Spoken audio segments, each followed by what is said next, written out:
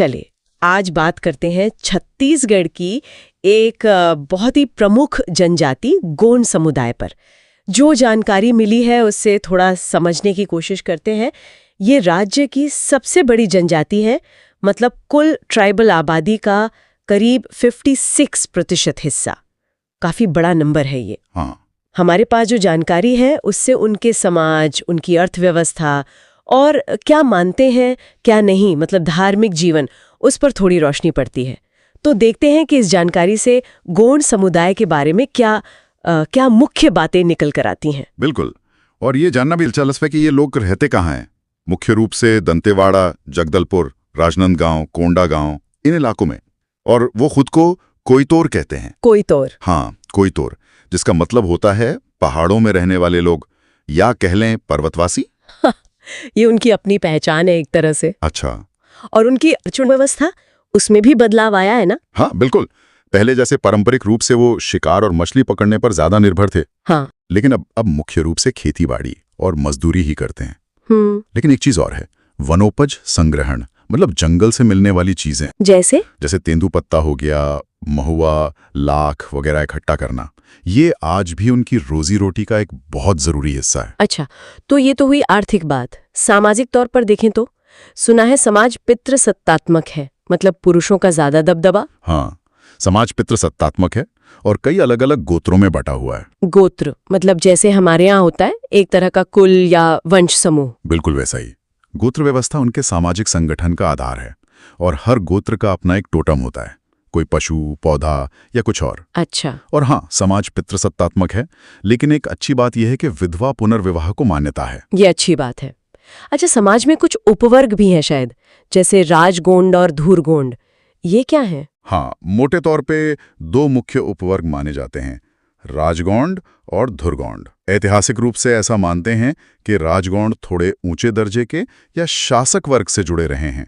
अच्छा, जमींदार टाइप। हाँ, कुछ वैसा। और धुरगोंड आम लोग। हालांकि बस्तर जैसे इलाके में जाएं तो वहां तो गौंड समुदाय में बहुत विविधता है। करीब 41 उपजातियां मिलती हैं। 41? बाप रे। हाँ, जैसे मुरिया, माड़िया, धुरवा, अबुझमाड़िया, ये कुछ प्रमुख नाम हैं। और इनकी आपसी भाषा? मुख्य रूप से गोंडी और हल्बी, ये इनकी संपर्क भाषाएं हैं। अच्छा, अब आते हैं विवाह पर। इसमें भी काफी अलग अलग तरीके सुनने में आते हैं। हाँ, विवाह की रीतियां बड़ी दिलचस्प हैं। जैसे एक है सेवा विवाह। सेवा विवाह? हाँ, मतलब? इसमें लड़का लड़की के घर जाकर कुछ समय तक सेवा करता है। एक तरह से वधु मूल्य चुकाने का तरीका है ये। अच्छा, और वो दूध लौटावा क्या है? नाम बड़ा अजीब है। हाँ, दूध लौटावा।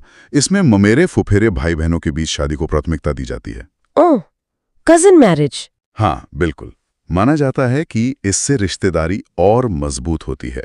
और घुसपैठ विवाह, जिसे पैठू कहते हैं, और अपहरण विवाह, पाई सुतूर, ऐसी प्रथाएं भी रही हैं। अपहरण विवाह भी? जी, और वधु मूल्य देने का रिवाज तो आम है ही।